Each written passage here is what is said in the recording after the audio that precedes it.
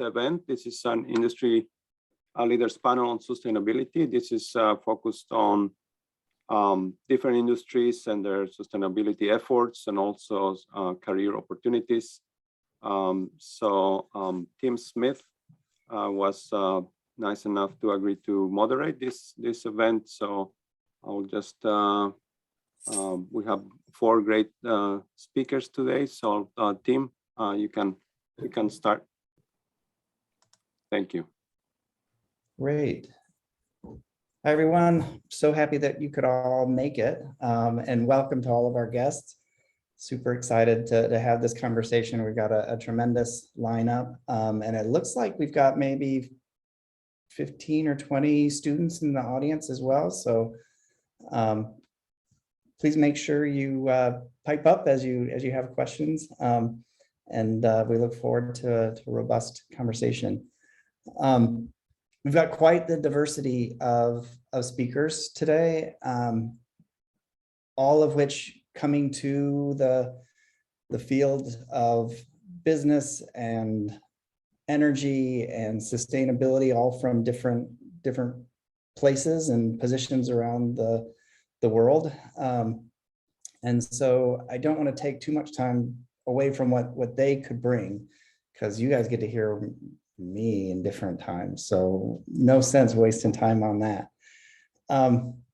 So what we're going to do is open up the conversation. I'm not sure how much you heard of the pregame. I thought we're still in the pregame huddle. So I don't know if you caught the agenda or not, but we'll walk through a quick sort of round robin from the panelists who each have a story to tell, and then maybe even between panelists, if there's some very fast clarifying type questions, we could even take those between speakers. If there's something you just really don't understand and want to get a quicker answer, we can pause to take that. But otherwise, we'll open it up for a longer conversation at the back end. So with that, I'd like to first introduce Megan Aker. Megan was one of our very first graduates, and I certainly won't say how many moons ago, but not that many. But it's been really exciting to watch from afar Megan move through and accelerate through her career, and super exciting to have her back with us today to share her experiences from 3M and other places. So with that, we'll let you go, Megan. I don't know if you have anything to present. You can certainly take the screen if you need to. Otherwise, take it away. All right, thank you, Tim. It's nice to see you. It's been a little over a decade, but we ran into each other in Carlson, so hopefully we can catch up soon. I love that. I had the privilege of learning under Tim and Cindy when I graduated with my undergrad degree in 2008. So I will go ahead and throw the dates out there. And it was a really exciting time to join that field. And it's really exciting to see how that was a really great decision, because I have no concerns about job security, even through all of the changes, externalities, and things like that. One thing that I'm really confident on is I chose a field where I don't have to stress about how I'm going to get a next opportunity or a job. My skill set is in high demand. And also, I get to work in a field where it feels good. And I see a lot of my peers that maybe they went for a finance major. No offense to the finance majors, because they're my dear friends. But, sometimes they talk to me about how, hey, I don't feel like I'm doing work that's meaningful. I want to work in an angle where I know that I'm contributing towards environmental, social, governance improvements of the world. So it's quite a privilege to be able to work in this field, and just want to say maybe some affirmations for choosing this field and these degrees. It's really a great choice, I think, and we just continue to need more and more skill sets in this area. So I have been working a little over a decade, have about a little over a decade of work experience coming out of the University of Minnesota. And I started in consulting, so I worked with a variety of different industries, and then I have done a solid 10 years now at 3M. And I've been working mostly in their environmental department. And I've been doing a little less of sustainability work and a little more compliance related work in the beginning of my career, helping 3M calculate its emissions and then translate that with government agencies to determine what our permission was to pollute, and what the requirements around pollution was. So we might have to do certain number of inspections, or reduce our operating limits or something like that, so that we could have permission to operate. And in addition, I worked on data, calculations of our pollutions, and then that of course fed into our sustainability goals. We've always had strong sustainability goals. We have a long history of setting sustainability goals. We were one of the earliest companies to do that, I guess in 1980, or 1990, well before my time. And honestly, when I look at the goals, it's a little bit hard for me to always digest them. I just know that we're always reducing. We always have, another strong goal, and all of those sustainability goals are on our website. So since I only have 10 minutes, unless there's a specific question about a certain type of media, you can go to our website and you can see our goals to reduce, X% by certain year, this percent by this year. I think one of the ones that I do want to focus on that people get a lot of attention about is our carbon footprint goals. And with that one, we have made really strong progress. So we've reduced our greenhouse gas emissions by 72% since 2002. And we're approaching our goal of 50% renewable electricity at all sites by 2025. So that's one of the goals that I see as an internal employee, and I kind of sit up and I go, okay, this is really notable and stands out from some other goals of, reduce waste by 10% over 5 or 10 years and things like that. So just looking at our agenda here, if you don't know about 3M, we can sometimes be called a conglomerate or a multinational conglomerate. Which isn't very common nowadays because investors like to pick and choose their investments. So a conglomerate is something like, a company that has a hot dog manufacturing industry and also makes air conditioners. And there's really no reason why they're owning both of these, except maybe the president likes hot dogs and air conditioners. And investors really don't like that because they want to pick when they want to invest in hot dogs, maybe when the economy is down, and then they want to pick when, they want to invest in air conditioners. And so 3M would always defend that we're not a conglomerate because we have shared technologies that go into different industries. And we have a lot of different industries. So it's hard for Wall Street to digest that. So main industries that we serve: safety and industrial, transportation, electronics, healthcare, and consumer. But here's a good example: tape. So tape, you use Scotch tape as a consumer product, maybe when you're doing an art project. But we also use tape, which is, sticky adhesive on a substrate when we're going to space. So that's serving our aerospace industries. So you can see how that's kind of a shared technology and product that we can market and provide to a variety of diverse customers. All of our products are based on science and improving lives. Our healthcare industry is a really good example of that. And another example of tape, we have one of our products that I'm really proud of that goes over wounds. And so it's tape that goes over a leaking wound, and a pump comes out of the bandage and pumps out the fluid that is leaking from the wound, and that saves lives. And so if I'm not proud of my work at the end of the day, doing, grudging Excel work or something, all of us are going to have careers where we have administrative type tasks associated with our work every day. If I can't be proud of the fact that I'm contributing towards 3M improving our environmental performance, I can be also proud of the products that we're serving indirectly that save lives. So 3M's been a really great company to work for. I'm also honest about 3M's position too. We have a lot of footprint and we have a big responsibility. And being in this industry in 3M, I am an environmental person in 3M.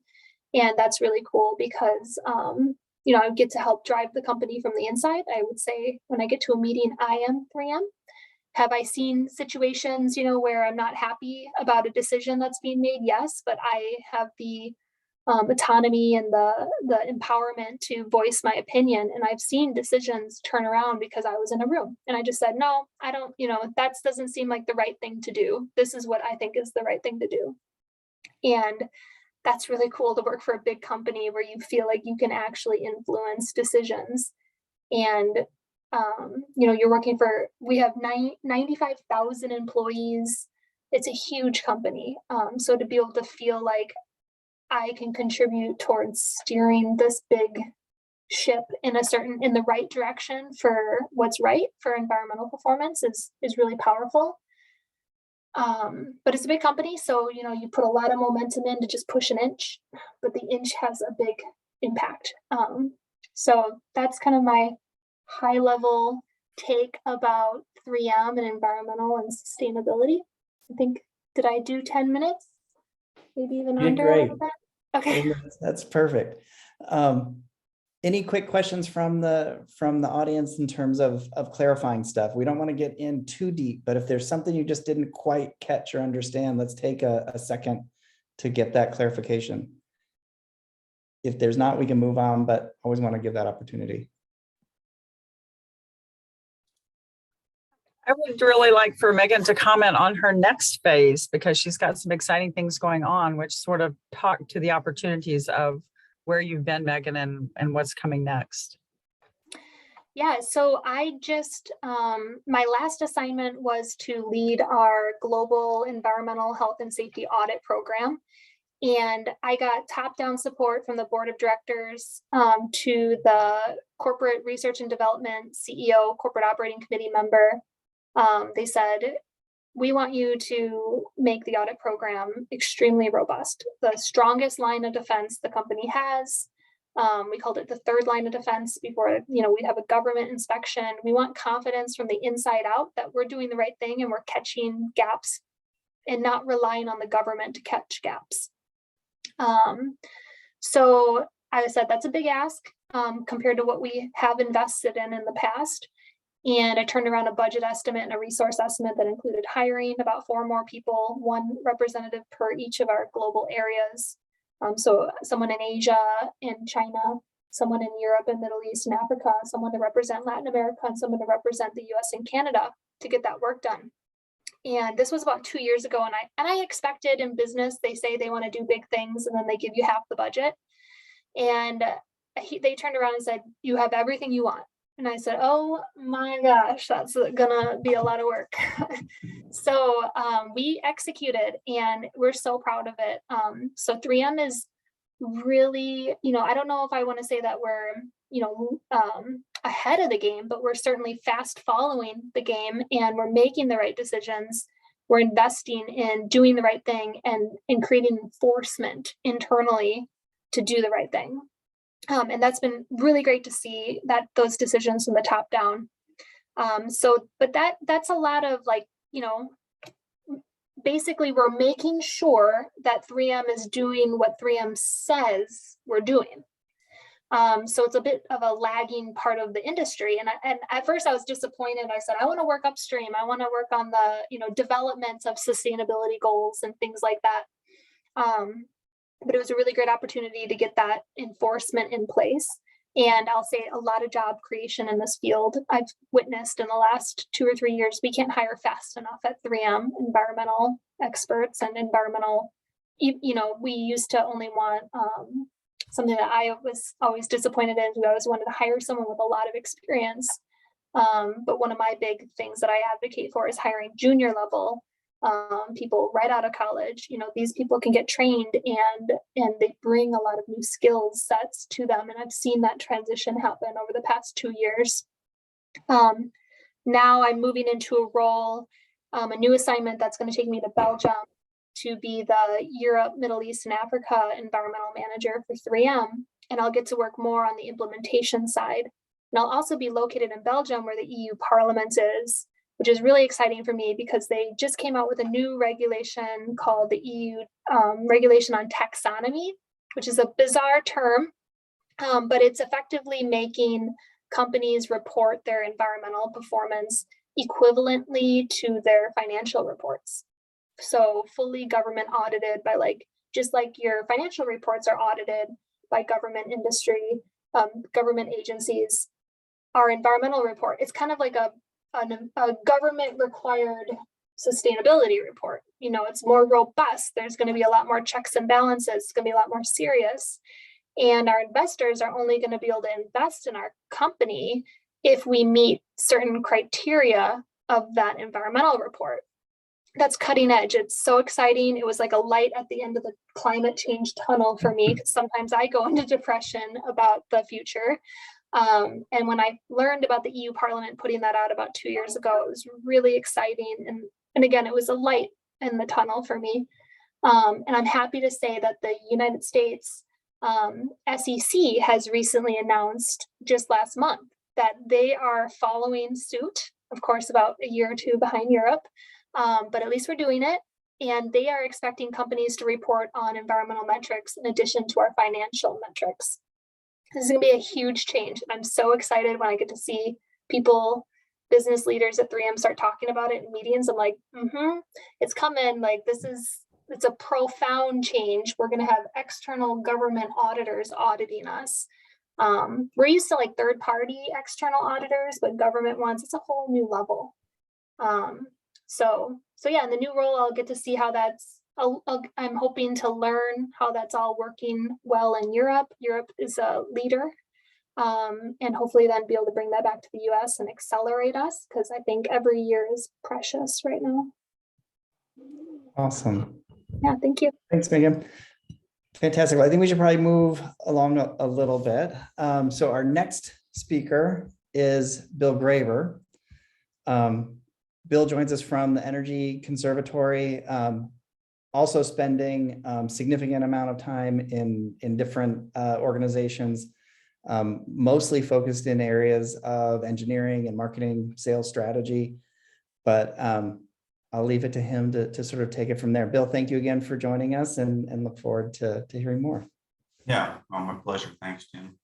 Nice to hear from Megan as well. I think you're going to hear a slightly different view of this problem from me, even though we're talking about the same thing, which is, I think, especially when you start to look at what's in front of us for sustainability and environmental issues, it's hard to stay positive some days. It's hard to stay feeling like I have renewed energy to take on all of the challenges that we face. But I would say that, we're down in the trenches. We're primarily a company that's working not on a given company's sustainability program, but we're here to reduce the energy usage of all buildings in the world. And the Energy Conservatory was created over 40 years ago to do that. And Gary Nelson, our founder, who is in his mid-70s and still doing engineering and physics work every single day for our company, is a true believer. He's on a mission, and Steve Rogers and I, the new owners, we are also on that mission with him. And so what I will tell you is, I'm a University of Minnesota grad, mechanical engineer, also from the Carlson School with my MBA, but we're mostly engineers and physicists. And we obviously are big believers that technology is a key part of, what we're going to do to drive sustainability. But it's not enough. We need governance. We need passionate people. We need educated people. But I'm really encouraged. I think it's a really positive time. There's so many times when you can feel we're not making enough progress. It's too little, it's too late. But what I will tell you is there's so many things that are positive in this industry right now. We see a lot of investment globally. We are a global company, but we see a lot of movement starting around how do we make buildings more energy efficient in the US. Build Back Better didn't pass, but a whole bunch of other funding did. That is driving really good investments to make buildings more energy efficient. Building materials continue to evolve, including some products made by 3M that make buildings, the vapor barriers, the air barriers, the materials of construction, all better. Passive house is a big movement out of Germany. And this is an effort to basically bring all buildings to net zero.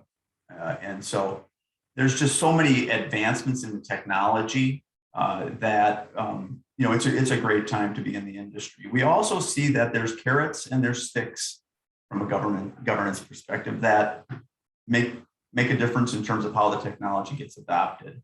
And so there's this thing going on in Canada I'll talk about very briefly, but I think this is that steady progress that we're hoping that will drive these programs that will reduce carbon and make sure that we're addressing what we need to for the long term.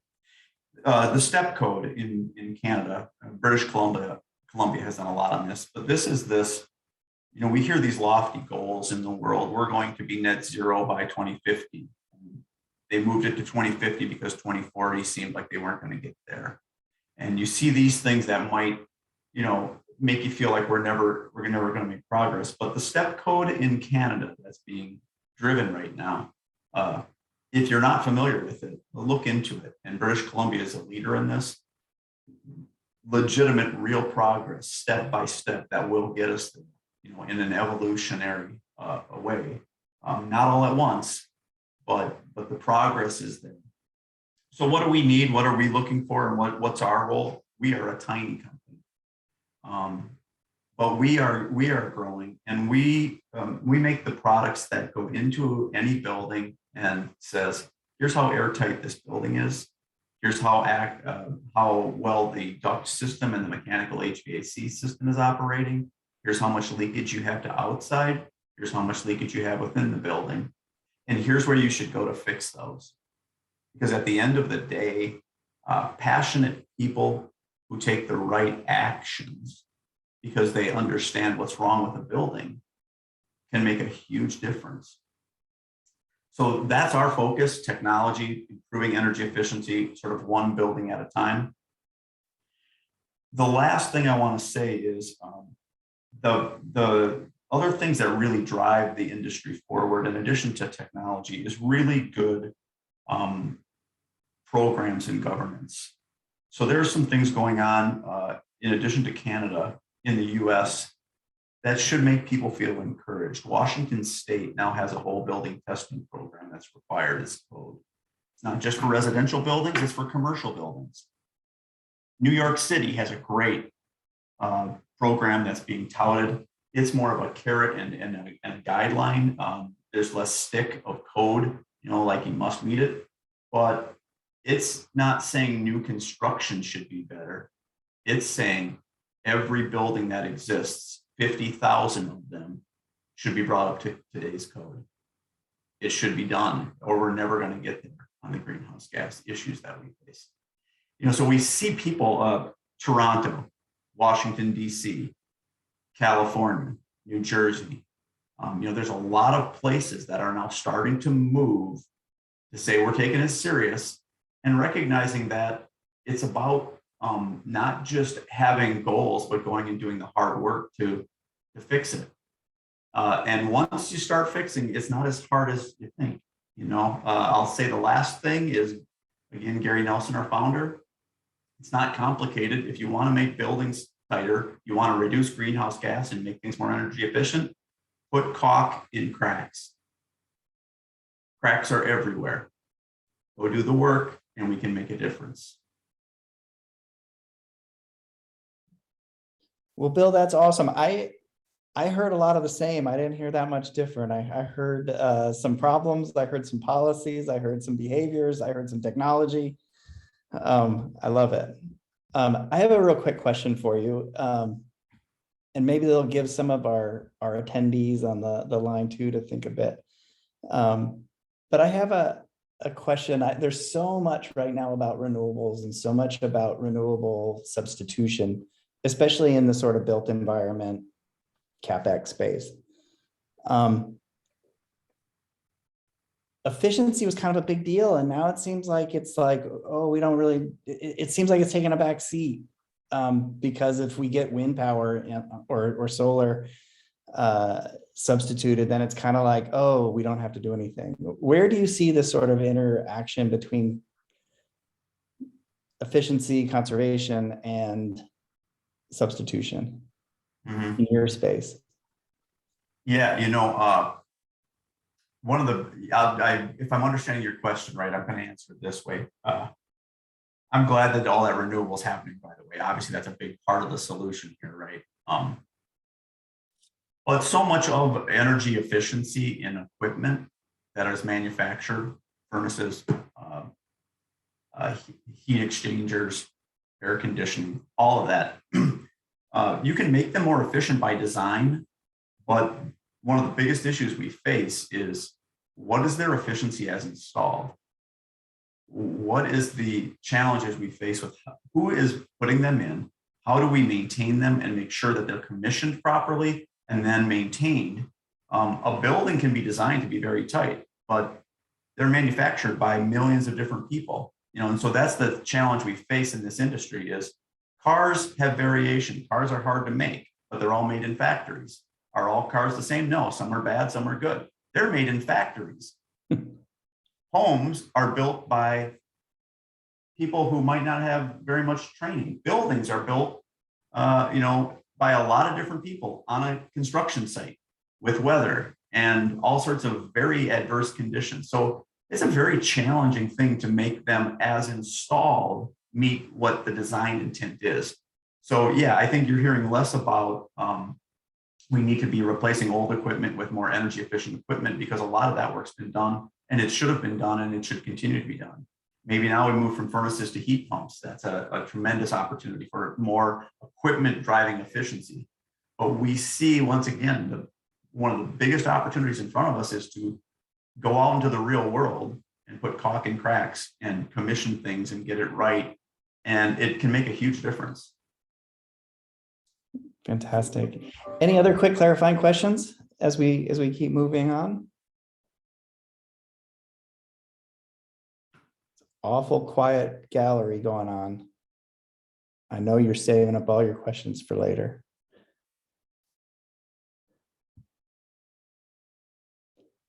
All right, well, as we move on, we expect to see these things light up. If you'd rather post up to the chat, I'm also monitoring the chat. So if you want to push questions that way, it's another great way to interact. With that, I will move on to Dr. Pat Gruber. We've got Graber and Gruber. Try to make sure we get the pronunciation right, but we're super lucky to have Pat here.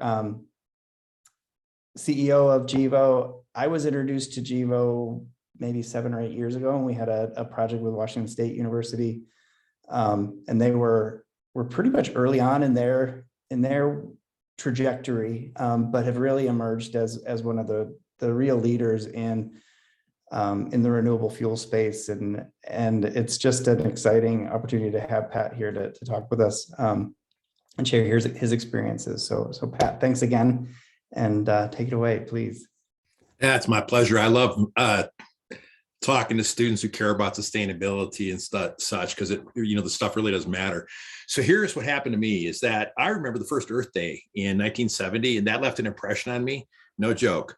And then the next thing that happened is in the 70s, there was a gas crunch. And I couldn't drive my favorite car anymore because I couldn't afford to buy gasoline, and it sort of irritated me. Now, this was at a time when biotechnology was being talked about as the future coming thing. And I said, that makes sense to me. So I wound up getting degrees in biology and chemistry from St. Thomas. And I went to graduate school at the University of Minnesota, who had a program in this thing called biological chemistry. We learned both biotechnology stuff, which is now called synthetic biology because that's cooler. But it was biotechnology, and I did organic chemistry. And the thing is that Minnesota at that time was the world leader in it, was one of the world leaders. I didn't know that though. I'm just a student bumping along going, hey, that's what I want to do. And I can see how biotechnology can be used to change how chemical processes work. We can make them clean and green. So my career goal from an early age was to displace the fossil-based stuff and its pollution and its greenhouse gas emissions. And so you're looking at a person who's been able to spend my whole career, and I am old, that I have been able to do that thing throughout my whole career, which is pretty amazing. And that's because I've always been about sustainability and thinking about it clearly. I got hired by Cargill. That's a local company in the Twin Cities. And they turned me loose to go figure out how to make chemicals, plastics, and fuels from renewable resources. And they gave me free reign. I didn't know anything about business though. So I had to go back and get an MBA, and in addition to my PhD. And I had to learn things like what a P&L is and a balance sheet and how to do project financing and stuff like that. And along the way, I wound up inventing a plastic that's called PLA, NatureWorks PLA. And then we developed that and commercialized it. Many of you probably seen it or recognize it. It's fairly common these days, which is kind of fun for me. And, you know, it's that green cup or that clear plastic cup with a green band on it. And it's fun to see. Well, frankly, I've done many types of projects that do renewable resource-based chemicals when I was at Cargill, but I got bored. I wanted something bigger. And so then I decided I'm going to do VC stuff, and I went to a turnaround company, and I get my chops as a CEO of a company. So I went into a company called Outlast Technologies, was doing a phase change technology, did a turnaround, sold it to Coors, and I was getting rid of my non-competes. And then I got a guy named Vinod Kosas, one of the big VCs, picked me up and wanted me to do, he's been trying to recruit me to come do my next thing. And I wanted to do jet fuel, gasoline, and diesel fuel. Direct drop-ins, clean and green the whole way through, net zero footprint is what I wanted to do. Then Richard Branson stepped up and said, well, if Pat comes and takes over the company, he'll invest the money to go do it. And so that's how I got to GEVO. At GEVO, they turned me loose then, and we already knew by then how to genetically engineer yeast to make stuff that we want, shut off ethanol, modify the organisms. We also know how to do the chemistry to take and make drop-in fuels. Now, this drop-in fuel thing is a big deal. This is about, you're not going to change all infrastructure. People talk about as if this is so easy to change. It's not. It's not. The invested capital is so large, you can't just do that. We want to change things, you got to work within kind of what's here and change it. And we can do that, particularly in the transportation area, because we can make drop-in jet fuel. That technology's done. We've done it. My company's done it. Others have done variations of it. Likewise with gasoline and likewise with diesel fuel. This is not ethanol we're talking about here. The technology is about taking a renewable carbon, transforming it into a chemical intermediate, and then doing straight up chemistry that you'd find in the petroleum industry to make it into these drop-ins. Along the way, though, we don't have the pollutants. And if we manage our carbon footprint right, we can get them to net zero. Here's how. Think about a fuel. We want to make a fuel that has a net zero footprint. What do we got to do? We got to have that gallon of fuel. Okay, we start with CO2 in the atmosphere. It has zero energy. That's the raw material. Zero energy, though, and we got to turn it into this gallon of a bundle of energy here in this gallon. That means we got to pack that energy in there, right? We get solar energy in because that's partly what happens in photosynthesis. Things get connected together. And then you do the chemistry and the biology and you can connect them. And by how well you keep your yields, you can get your stuff put into that gallon. But it takes process energy too. So you know what the biggest problem is? This is going to be the big shocker to everybody. The biggest problem we have in reducing greenhouse gases, it's burning fossil fuels for energy. And guess what? It isn't transportation fuels. It's that energy that's used for natural gas for heating things like plants or buildings, but also for generating electricity, coal and natural gas. That's, remember, greenhouse gas emissions worldwide, it's about 73% come from burning fossil energy, 16% is transportation fuels. Do you know what it takes then to make a net zero fuel? You got to replace the electricity with renewable electricity. You got to replace the natural gas that you normally use. We're doing it with biogas. And so when you do that, that wipes out the footprint. There's one other thing you have to pay attention to, and that is you have to pay attention to where you got that raw material. And so we run into lots of folks who just say, agriculture is bad, pollutes the earth, it's an existential threat to the world, blah, blah, blah. We say, oh, BS. We know farmers. We grew up in Minnesota, and we go out and work with those farmers, and we know they're building up soil carbon depending upon how they farm. So we've set up a system to track that and pay attention to it. We're using blockchain technology to do it. And we're going to prove it. Here's how this works throughout the whole system. And we also are working with people who do wood. We're the first to make jet fuel from wood and fly with Alaska Airlines. That's what we did. Tim recalls. It's not that hard. Economically, it's tough, but technically, this is not hard to do. It's the big business system you have to pay attention to. You have to count for things accurately from where'd you get that carbon, what energy got used the whole way, and it's got to be transparent, and you're held to a higher standard in this world of sustainability than you ever would have been from the petroleum industry.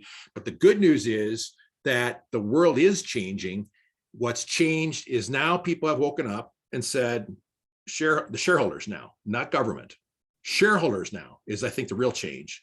They're saying, we want change to occur. The marketplace, consumers are starting to say, finally, that we want change to occur. And yes, government programs do help, because when we reduce the carbon footprint of a fuel, we're providing a benefit to society. Okay, that people used to refer to that as ecosystem services.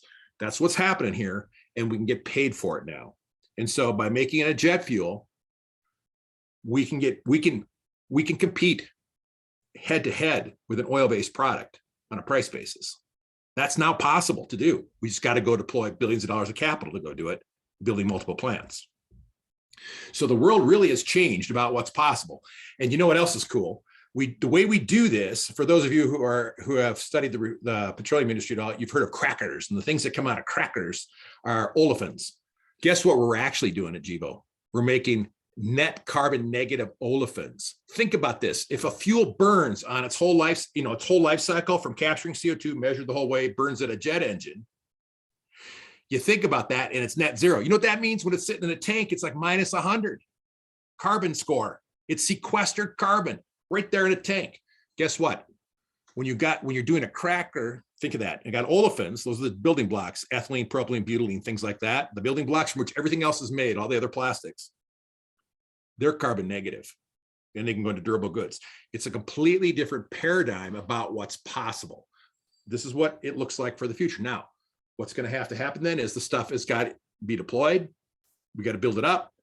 We got to change the paradigms around agriculture still, because people just want to do the hand wave and pretend it was agriculture as it was 50 years ago. We got to change and get people to do systematic ways of doing scientific accounting and paying attention to it, because it is going to show up in the government reports, and companies are going to be held accountable for it. So how are we going to count things? Well, and we got to take problems head on and solve them. One of our big problems that we're building this plant called Net Zero One in Lake Preston, South Dakota. We're putting up a 60 megawatt wind farm. You know why we're putting up our own wind farm? Because the grid is dirty there. It's coal-based. Well, that won't work for us. We're putting up a wind farm. I would love to be able to ship some of my wind electricity, because you got to build 2x for what my needs are. I'd love to ship it to Minnesota. Oopsie, can't do that though. Grid system doesn't allow that. I wish someone would go fix that. That'd make my life easier. We're going to make green hydrogen. Everybody love green hydrogen. Everybody loves hydrogen. We're going to make green hydrogen because I got excess electrons from my wind. Love to sell that. Anybody want it? Oopsie, no market, wrong place. So we're at the very beginning of some of these things. Biogas. We just did a 355,000 million BTU manure dairy project. So that's the 5th largest ever done. I didn't know that when we did it. We just did it because I wanted the gas to be able to use in my plants. But we're going to sell it to California. But you know what? We should really, when you think about what causes the footprint, burning of natural gas is one of those things we have to do something about. How are we going to do that? This is a freaking big problem. Well, we got to find ways to take whatever wastes and turn them into gas, like biogas. Well, that's what people like us work on as well. So my group, believe it or not, we're doing fuel. Yes, we're doing hydrocarbon fuels, but I'm doing wind. I'm doing hydrogen. I'm doing biogas. We're doing energy integration throughout. It's the same thing that Bill was talking about, is these heat exchangers. We're sitting here measuring CI score in a systematic way, going, how can we drive our carbon footprint down? And we have the opportunity to engineer new things and put them together properly. So we wind up with all kinds of really new ideas of things you would never do if you didn't care about carbon. So it's a pretty fun ride, and the world is changing, and we're lucky that we get to be out there at the tip of the spear, making things happen. And so go look at our website. I post a lot of videos, and the world is changing, and we can make it go faster. Thanks. Thanks, Pat. Just a few things for people to think through on that one. Really appreciate it. Any quick questions of clarification for Pat?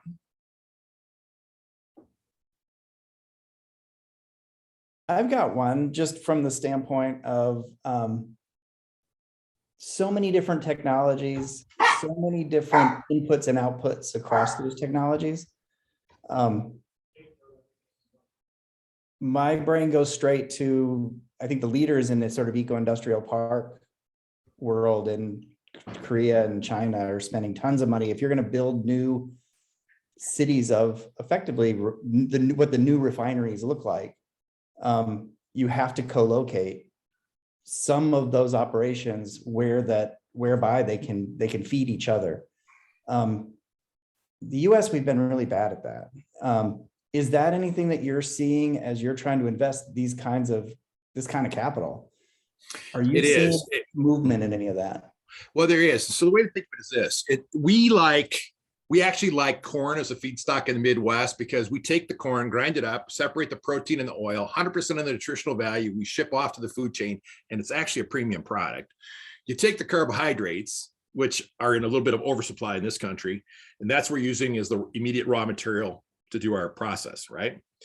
So automatically, we got a feed plant, we got a vegetable oil plant, we got a fermentation plant, we got a chemical plant. I got, there might be something downstream of us. I got a wastewater. We're putting in a wastewater plant with anaerobic digestion. I got a wastewater plant, an anaerobic digestion plant. And you know what? I got excess wind. And so at our sites, we will recruit other people to come work with us and sit by us, because this energy infrastructure is the critical item for driving greenhouse gases down. It's not anything else. It's energy. It's fundamental energy.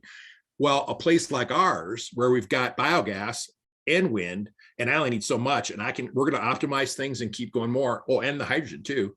Yeah, we're ripe for co-location because you can build off each other this way. So that is going to happen.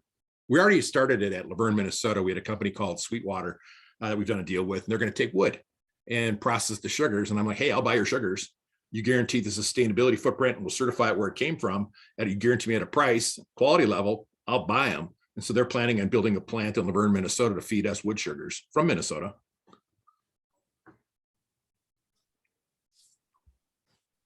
Fantastic. I just learned about a Q&A function in Zoom. How about that? I've been watching the chat and we got a couple questions. I might start and lean on Alice and ask if she could actually rephrase her question verbally instead of me trying to read it. Would you mind doing that, Alice?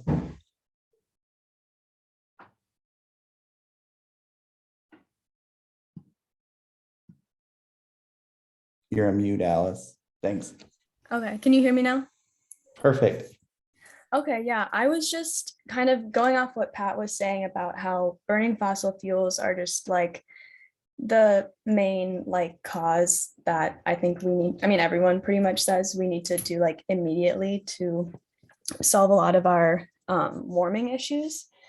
But I was wondering for the panelists how they find that balance within their careers at whichever company, prioritizing that goal and what's in the best interest, or even if it's in that scope of the company you work with, if it's, I don't know, how you find okay, this is obviously something we really need to prioritize, but if your company, if just the costs are not looking great, or if they really don't have a lot of, if their environmental impacts aren't majorly in that sector, I don't know, kind of just word jumbled, but if you are catching my drift, I guess if anyone wants to say something about that. Well, let me go first, and it's different for the different industries. So let me take a shot at it.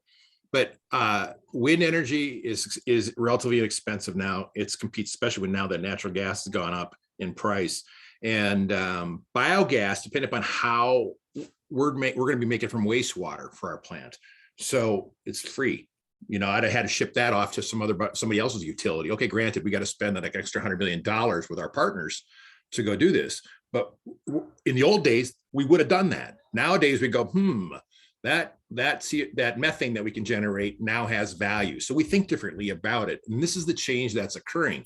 What happens too often in these big industries is that people think too narrowly. They got to think systematically and across the whole business system to figure out the value.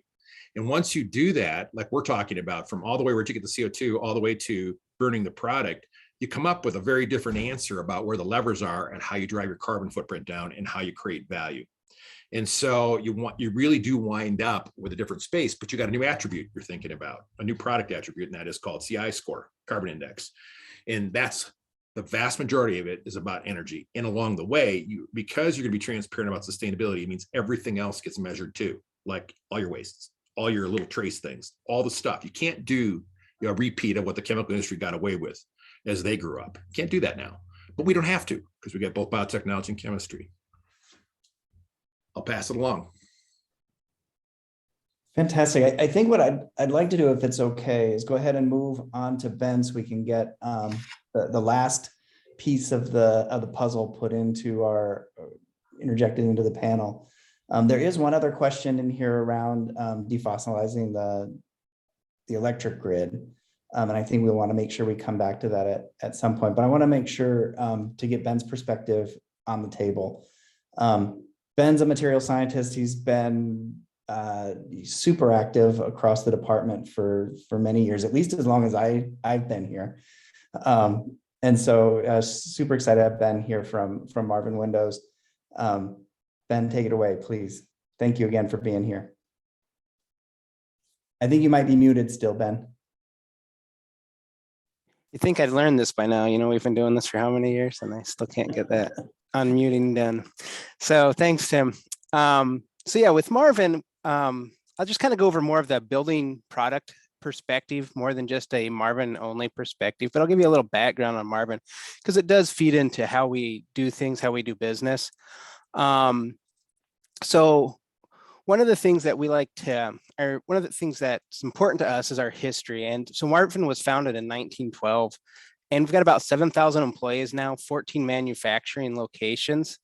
And we've been manufacturing windows, but our purpose at this point is to imagine and create better ways of living. So we're trying to not just build windows, but to make the living environment for especially homes, but also commercial properties better by the use of light, air, and energy savings. So comfort that comes with that. So our values: do the right thing, be stronger together, think differently, raise the bar, and believe it's possible. So with those are our values, you know, that comes from being a family-owned company that's been around a long time. And that company's still privately held. It's the fourth generation is the leadership of the company at this point.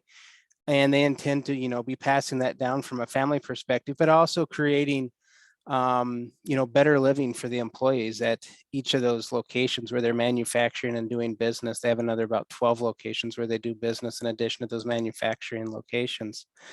So if we look at the building products industry and their key areas where they impact sustainability, you know, number one's energy, and that's been mentioned a few times here, and just the importance of energy in buildings. So it's around 40% of the energy use in the US is directly into buildings. And so that's important. Windows play a key part of that, especially as we're looking at more and more use of glass in buildings. So that energy efficiency of the window becomes more and more important.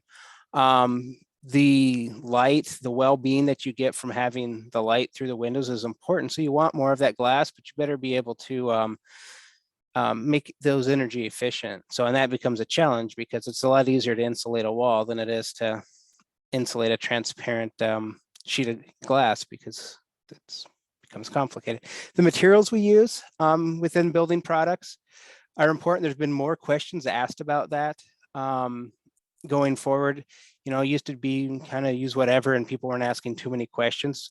And that's changed, you know, slowly over the last 20 years. You know, we get more and more questions about what we're using, where those materials come from, what comes off of those materials. So both from an environmental, but also from a human health perspective. And probably more of a focus is what we actually see in practice of people caring more on the human health side, what's coming off of those products. And then the last area that really the building products have a big impact on is that reliability of those products. How long do they last? What's your replacement rate? If you have to replace windows every 20 years or 10 years, or over 50 years, it's a big impact difference because glass is glass. And a lot of the other materials are what they are, and you're not going to really change your big impacts by, you're going to negate making good decisions on your materials if they're not going to last a long time. And that comes from good quality manufacturing practices, but it also comes from good design and understanding and good testing, which is where I've put a lot of my focus over the last many years. So when we look at the building industry, some of the things, and a couple of these have been mentioned a little bit already, but we've got the net zero movements. There's some certifications around that now, and a lot of claims around making net zero homes and how do you get there. There's a lot of different ways that they can claim net zero, but it's out there. People are moving. That is kind of the goal. The passive house, as was mentioned, tighter, high efficiency homes moving towards net zero. And then there's the other certification programs that incorporate more than just the energy, like LEED, LBC, BREEAM. And then you've got your energy codes. Your codes are improving all the time. You've got green codes that are adopted in some locales, and Energy Stars, set to move up and be improved for building products. That'll be a big improvement in the energy efficiency of what's being built. So when we look at the materials selection that people are looking at, some of the questions that are being asked there, you've got the EPDs, and that's, what's going into those products and how do you claim that? What do you know about it from an environmental perspective? So basically an LCA is your building block to start doing an EPD. But, so that's a little bit there. Really don't get asked for those very much. HPDs, people are asking for that more, and especially for the red list free. Sometimes it's a personal red list. We find that people just say, I have allergies to some chemicals. Does this come off of your product? But a lot of times it's also based on a building program, or some architectural firms have their own red lists where we don't want these chemicals in the products that are going into the building. So as a product manufacturer, we have to be able to answer those questions. And it's relatively easy for flooring or, a paint manufacturer that's fairly contained. You're making a lot of the same thing over and over again, just different volumes of it, different areas of it. When we look at a window and some other stuff within the building, it gets really complicated really quick because there's a lot of stuff in there. And then you have these complex configurable products, and it gets complicated. So that's going to be a real challenge for the industry, is how do we meet some of these needs and be able to answer some of these questions when there's a lot of options. There's a lot of ways that people can choose to configure a product. And that's what people are demanding, is that choices, but we've got to be able to provide that information at the same time too. And then another area which is related to the durability, building resilience. So if you're building a building and it has to be replaced because of natural disasters or other problems, or it becomes has a short service life because how it's designed, can't be reconfigured easily. There's all these things that go into making buildings. When we're investing that many resources into the construction, we want that to be a viable, serviceable building for long term. And that goes with the products that are going into that. So it couples a lot between the design of a building or design of the products, along with the materials that are selected. They all have to work together. You can select good materials and a bad design and you lose. You can select a good design with bad materials and you lose. You've really got to make sure that it's all working together, and that people are going to have a product that's a win for them, and that they're going to have a long-term serviceable structure that can be used for generations, is what you want. I mean, you think about other areas, you see some historic buildings around that have been around, and why are they around? What's good about those? And how can those buildings be upgraded and made to perform like we need them to from an energy efficiency perspective, but also a livability perspective. So questions, comments? I think that's pretty much what I've got. Oh, I did have one other thing I wanted to mention there. It was careers around sustainability. That was one of the things on the list, just kind of what we do.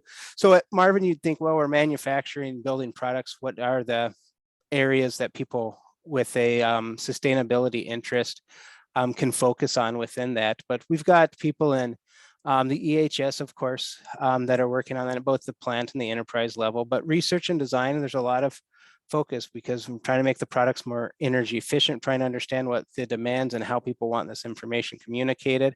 Our material science group looking at the impacts of the materials and how the technology that we're going and where these materials are sourced, that type of information, along with we have sustainability group, and then architectural project managers is actually where we probably a bigger need for people that understand sustainability and building systems and how that works together in that type of a job function, which is customer facing, where people are saying, well, I want some windows to do this, and people need to understand what people want and how that's going to work into that building.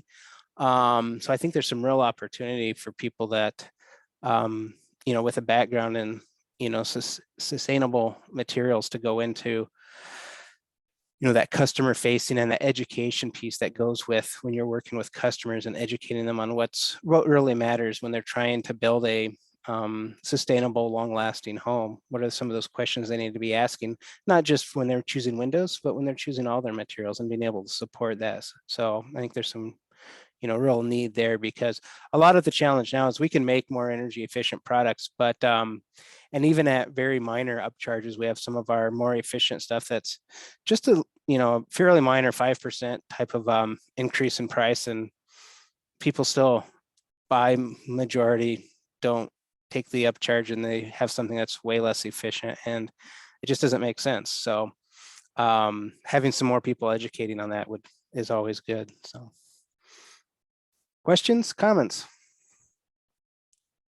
Thanks, Ben. On that last point, you were talking about life cycle assessment from an environmental accounting perspective, and then at the end, you sort of threw in a curveball on sort of a life cycle costing thing. Yep. How much of that is just education? I mean, that seems like kind of a no-brainer now that if you're going to be selling something that has a 20-year plus life cycle, lifespan, that it's not it seems like it should be part of. I mean, is that just behavioral economics 101? What's going on there?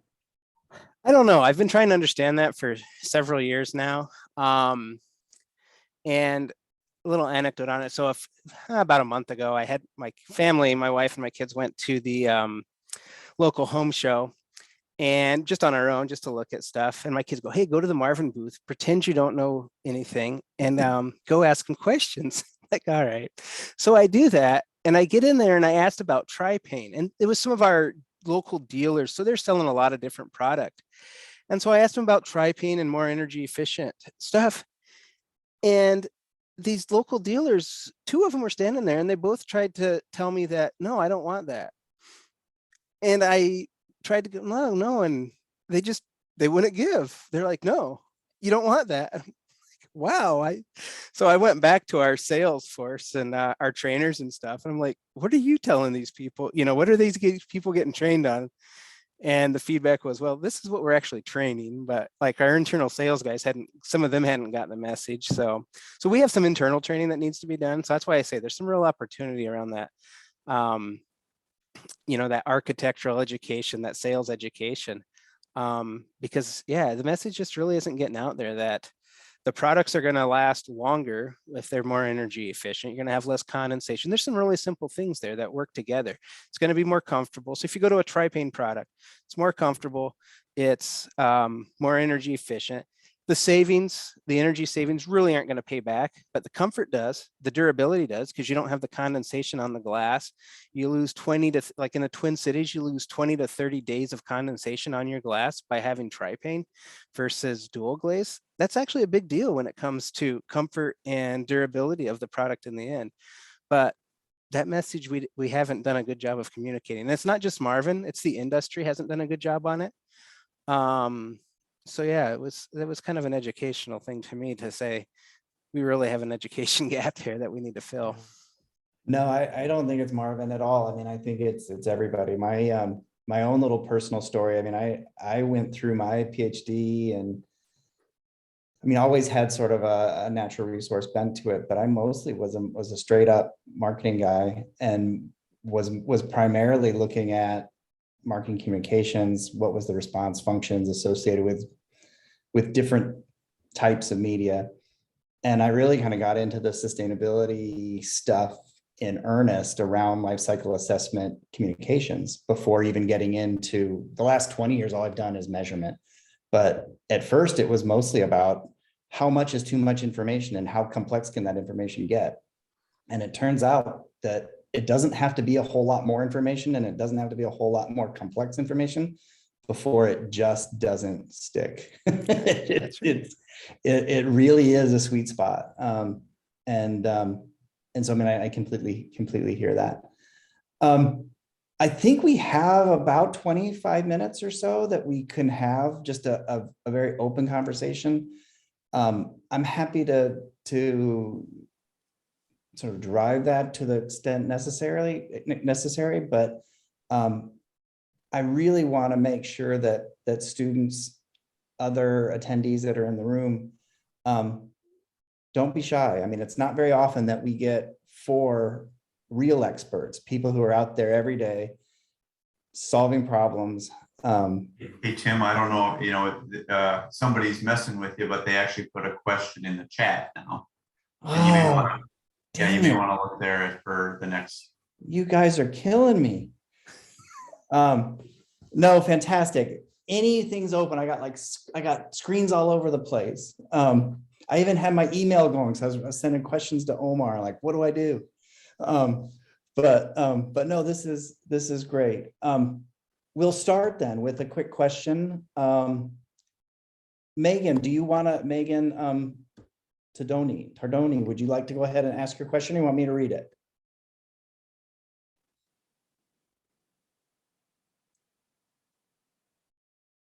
You want to unmute?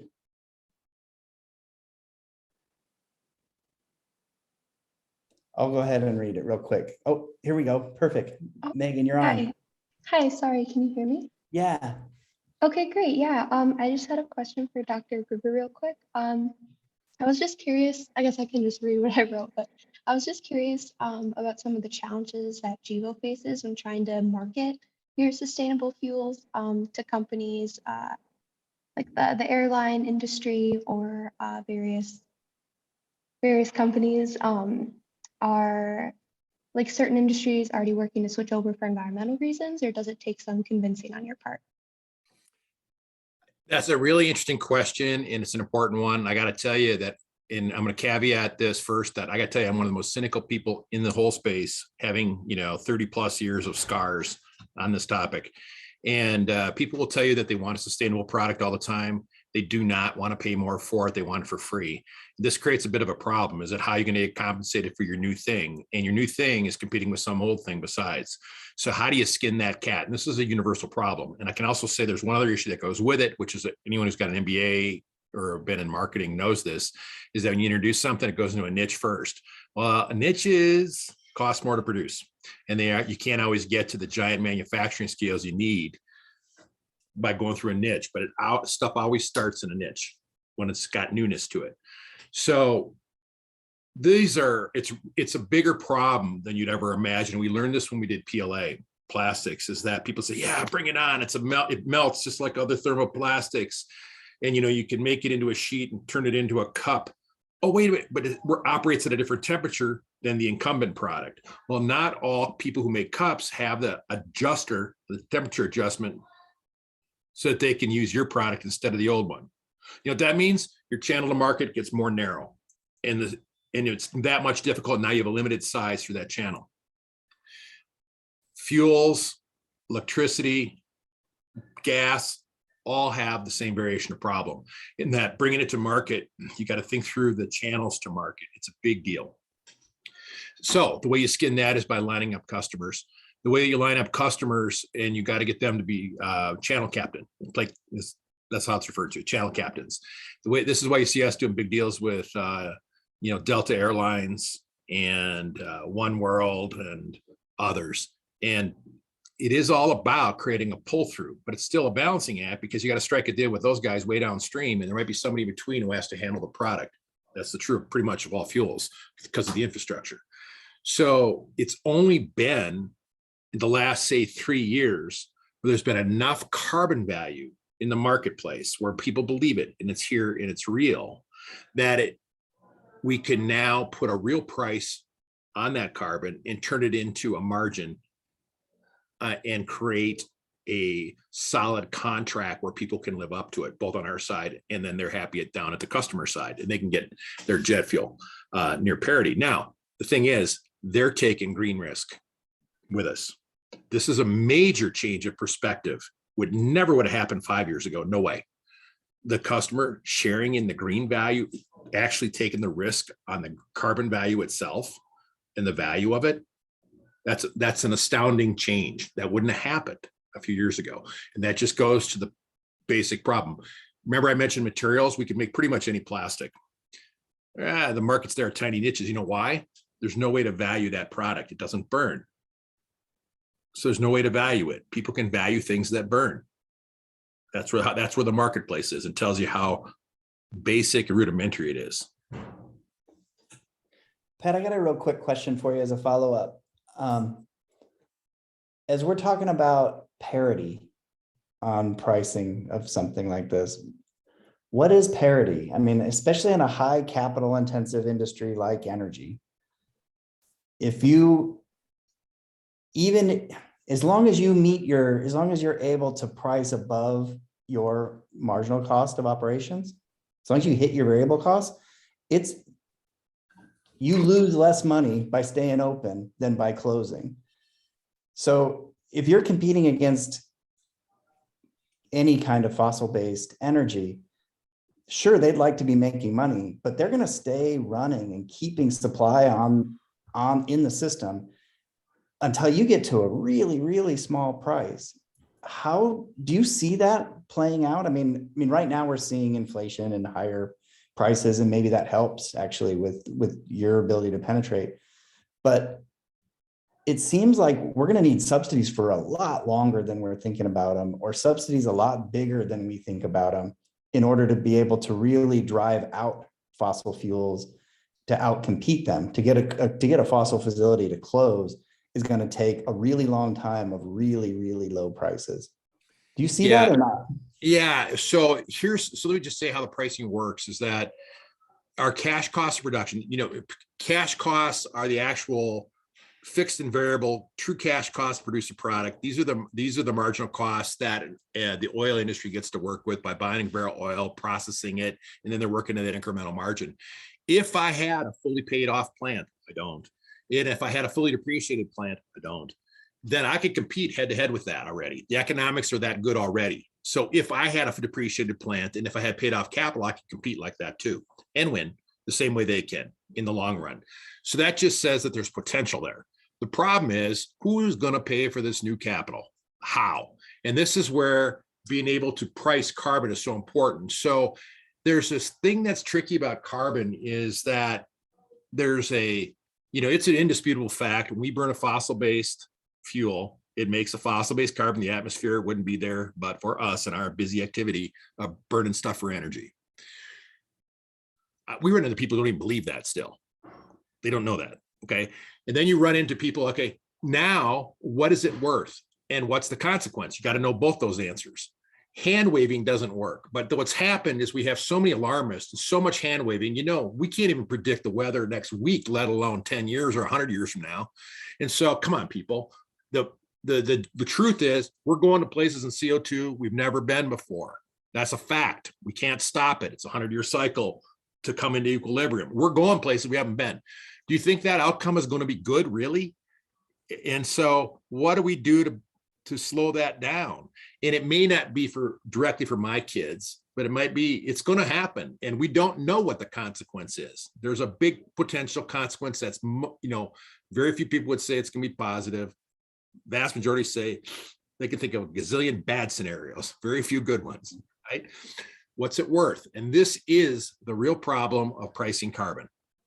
The only way that can change is with sentiment of consumers and people who vote. This is the only way you can cause that to change, because it's a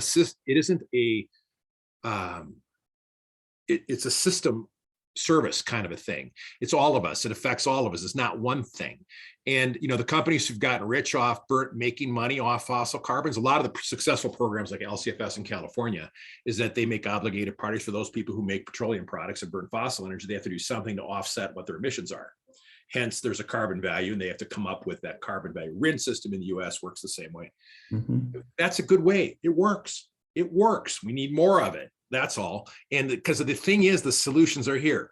Our big problems that we see that I don't know the answer to is what are we gonna do about our grid? How are we going to skin that cat? All these people who had their monopolies for years. Okay, now we don't have monopolies per se, but they sort of do in their little regions. How are we going to skin that and make sure people can move electrons from one place to another? We have to all be able to do that to be able to do all the solutions. Same thing is true with gas. So there's way bigger problems here that are just get ignored in all of this.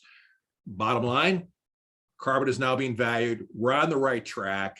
California has a program that worked great, LCFS. Everybody should study it, learn how they used LCA model, argon-grete. I mostly like how they did it, but they did a pretty good job of managing it. You see it in Oregon adopted something, Washington, Canada, New York has adopted something, they're making rules. And so these programs are spreading, and we're going to see more and more value being scientifically ascribed to the products, and that allows a marketplace to occur. Fantastic. Well, I'm glad at least one of us agrees about GREET. That's good. Oh, we're on the argon, yeah, like on the argon-grete model, we're big time proponents of it. There have been the long time modeling. We're busy lobbying actively, us and everyone I can find, because it's the best. Everybody starts with GREET. So for those of you who haven't looked at argon-grete model, you need to go look at argon-grete model, because it is the gold standard. It incorporates all emissions across the whole of a business system, and people will debate about different parts of it, but everybody starts with it. EU-RED is the policy in Europe. They use the GREET model, and they follow it right down the line. Canada follows it right down the line. California throughout agriculture said, well, all corn sucks, all soybeans suck, stuff sucks, and they give it one number, which is okay. At least they're consistent. I can deal with consistency is okay. And it allows me to do other methods to go track stuff. That's why we're doing the blockchain thing. Then you got other ones that are coming up, like this Corsia one from the airline started. They're going, yeah, we don't like agriculture, so you can't count anything. You can only get worse, never better, and you can't sequester anything. You can't do that. And so it's like, doesn't even make sense. And so what's happening is that it gets politicized, like always. And you get people in here who they don't want to deal with the facts, because the fact is agriculture can be improved. We should improve it. You know what? We will help oil companies improve their emissions. We're trying to reduce greenhouse gas emissions. If we can help an oil refinery, we'll do it, because why not? That helps all of us. So it's just a different paradigm about what problems we're trying to solve. Oil's not evil. They grew up in a system where they got away with stuff you can't do, and they should get better. And it does need to go away over time, but we can't poof it away. That's not realistic. Well, I guess I'm going to follow up on some of that with Bill and Megan real quick, just on the other side. So from the capital investment side of things, we heard where there's incentives that are needed. On the taking this sort of life cycle perspective, Bill, on your side, where you're looking at behavior, where you're looking at implementation, where you're looking at sort of that use phase of a building, where are there incentives that are required? And Megan, I'm going to push you on you a little bit on the backside in terms of 3M, in terms of their upstreams and the scope 3s of upstreams, as sort of falling outside of, I think, where you were talking about some of your targets being more in your owned operations. So I don't know if there's incentives or places where that same kind of logic plays out in your areas, but would love to hear them. Would you like Megan or me to go first? Bill, go ahead, jump in. Whoever would like to go first, doesn't matter. I'll just pick one example where we see some incentives that we think are effective. So when you look at the building, a house as a system, there's a big interaction between the envelope, which includes the windows, like Ben was talking about. You have all this air tightness and insulation value of the envelope of the building.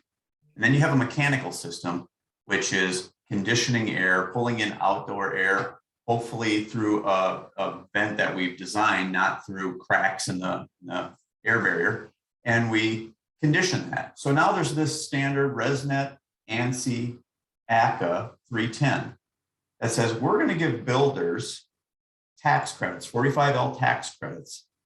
The feds will kick in about $6,000, and then Energy Star programs will kick in even more.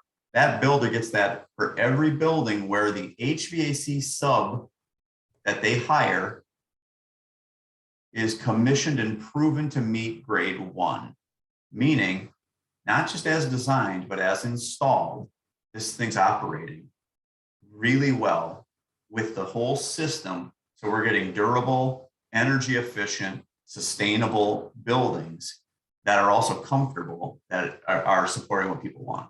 So that's a great example to me of where that's a great carrot, because it's helping the industry get better. It's not just a tax break, it's a tax break to a builder to make sure that better subs doing the mechanical work are rewarded for doing better work. Are there triggers in the marketplace to do some of that ongoing repair, even just maintenance? I mean, it seems like even on our own campus of U of M, it seems like there's so many places. I mean, it takes some big audit for us to figure out that vent hoods in chemistry labs are a big energy suck, you know? Right. I mean, it's like we shouldn't have to do that, you know, but it seems like there's very little incentive to go put the caulks and put the caulk in the holes. Yeah. Are there places where it doesn't seem like maybe a cost of carbon might drive that, but it does seem like there needs to be some behavioral incentive that somehow drives some of that?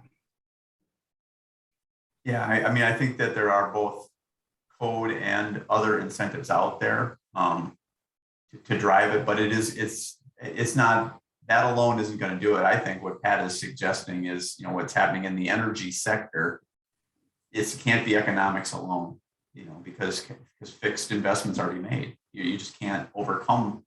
You'll never drive change through economics alone. You have to put other incentives in place to shift this, and you know, to me, again, it requires education and it requires the marketplace to demand it. And some of the best ways to make that happen, at least in my experience, is that you need to get some code. I wish it wasn't that way. I wish it wasn't that there was a code, but I think that's really the way to drive some of this economic change. Is just, you got to even the playing field. You can't continue to have that building in Manhattan consume that much energy. It's got to meet code in the next 20 years. Sorry, landlord, you know it's coming. It's coming. You got it. We're going to even the playing field, and it's going to happen. And if you don't meet it, you can't sell it. Cool. Well, on that regulatory note, Megan, as you're moving into your position, and you alluded to the SEC new proposed guidance on climate emissions and reporting. Scope 3s, those upstreams are, well, upstreams and downstreams, but in a lot of 3M's cases outside of your sort of energy using products, those upstreams tend to be dominant. There's all sorts of sort of flexibility and exceptions for those scope 3s. Where does that fit into your new position, or maybe into how you're thinking about your reporting structure or your responsibility? That's a really tough question. I'm not really in this part of 3M. Some other things that you talked about that hit on some stuff that I am more involved in is when you said, it's really hard for us to get a handle on our footprint and things like that.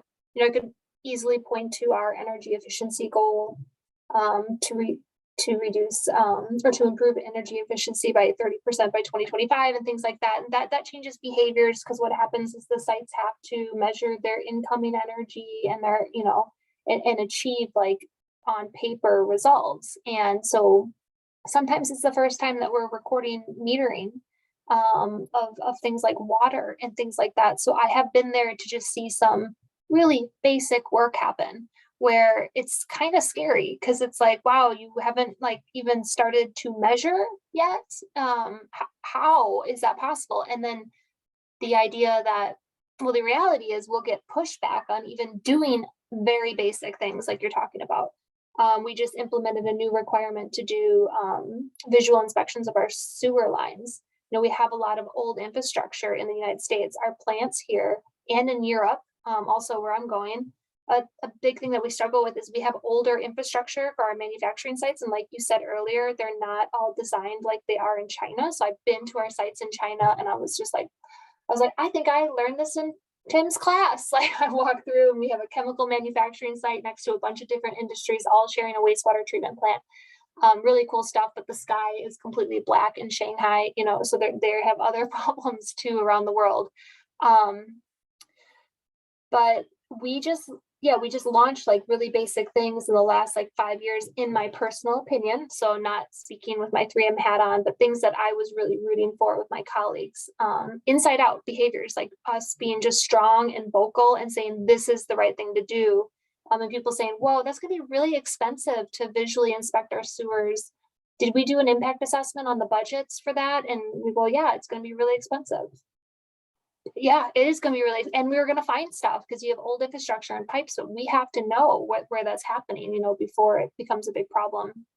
That's the reality. Is we are implementing what we internally call environmental inventory toolkit across all of our globes. That's one thing that we just did in the last year, and I'll be implementing that in EMEA. So that is getting a handle on everything. Where are our process flow diagrams? Where are all the emissions coming off of that to the air, water, waste? It doesn't necessarily get into this conversation about building energy efficiency, but it can. It's more about our direct emissions and trying to get a handle on that better and putting it all into one workbook so that we can really understand our sources. I think people coming out of college would be kind of shocked at that level, that we're getting even resistance because everyone's overworked, and at the end of the day, nobody's sitting on their hands. And here we come across from 3M Environmental, and we say, hey, all sites now have to put together this process flow diagrams for every single process that you have, so that we can better manage and govern our 700-800 sites across the world. It's insanity sometimes.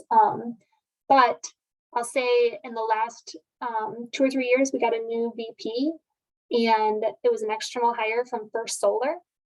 His name's Alex Hurd. So he came in with that innovative environmental stewardship perspective, and he has been driving 3M in a really good direction, and I've been following him, and I'm really happy that he came in. So with that background that he has, which is similar to what I'm hearing, he's been driving a lot of that, like environmental inventory toolkits and things like that. Awesome. Not sure if I answered your question. Maybe No, it's great. I mean, everything is just, that's one thing about sustainability also. I mean, there's job security, and there's also no lack of questions. These things are complicated, lots of moving parts. So we're hearing stuff, drivers coming from regulatory governmental programs. We're hearing drivers in the market in terms of pricing. We're hearing drivers around behaviors. Ben, I was wondering, from a different perspective of a private company, where do you see things being easier or harder in terms of where those sources of incentives for change or for driving environmental or social performance in a private company? Yeah, it really goes back to the leadership at that point. They can make the decision as they feel. So for some things, it's really easy. So if you look at Marvin, we've always had a very much social perspective, employee perspective. So there's a lot of things that we've done over the years that are just really leading in that way, and we continue to do. And those decisions always have come easy for the company. On the environmental side, I'd say the shift to 4th generation has really shifted that to where those decisions are becoming easier to make those decisions. But that's still developing, I would say, at this point. So. Oh, fantastic. Well, thank you for that. And thank you to all the panelists. We've got time for one more question, which means there's got to be that last zinger from our student and other attendees in the ether. One last question. I'm watching both Q&A and chat.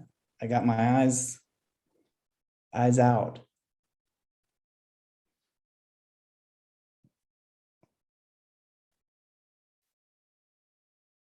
All right. Well, with that, I will take the opportunity. Oh, here we go. We got a defossilization electrical grid is one of the biggest challenges of the net zero by 2050. Is it decarbonizing, defossilizing? Is it a smarter grid? What do you think, Pat? Where does that become the biggest challenge? Yeah, there's like it's the broad bucket. The way to think of it is defossilization of it. Okay, now renewables are part of that. Wind, solar, that's part of it. Or it could be, you can think of many other ways of generating. Heck, even from buying some of our stuff and using it to power a generator, you could have a net zero electricity if you wanted to. It also is carbon sequestration, burning of a fossil fuel, but capturing the off gas from the combined heat and power unit and putting it down a geological sequestration hole in a responsible way. That has potential. So that's two ways. And the third, and my favorite, is nuclear power, because I can't see how we get to anywhere without nuclear power. It isn't like we don't know how to do nuclear reactors. They've been working in, ships in the Navy forever. And really, we do know how to do small ones, and we do know how to make them work in a robust, aggressive setting. And yet there's just such a phobia of it that it's a problem. But I think we're going to see a resurgence of it, and I hope so. And so that will help solve those problems, but those are going to take decades to do. That's reality. But it's going to take, and it's going to have to be a combination of all of them. Fantastic. Well, and I just love the conversation and where this both began and where we ended up. I mean, I don't have any great words of wisdom of how to tie it together, but we know that there's going to be multiple angles that we need to solve these problems from, whether they're technology, whether they're behavioral, whether they're upstream or whether they're downstream. And we know that there's places at each point in the system, and interventions are possible in all of them. With that, I want to thank everybody who joined the conversation today. Very much thank our panelists. A quick shout out to Omar and Cindy for pulling this together. It's not easy to get such impressive talent around the panel. So very much appreciate everybody's time and effort this afternoon. And Omar, I'll turn it back to you to let us go, or last parting words. Yeah, no, thank you again to everybody, our panelists, our attendees. I think this has been very, very useful. So yeah, no, thank you very much. Wonderful. Thanks all. Thank you. Bye. Bye-bye.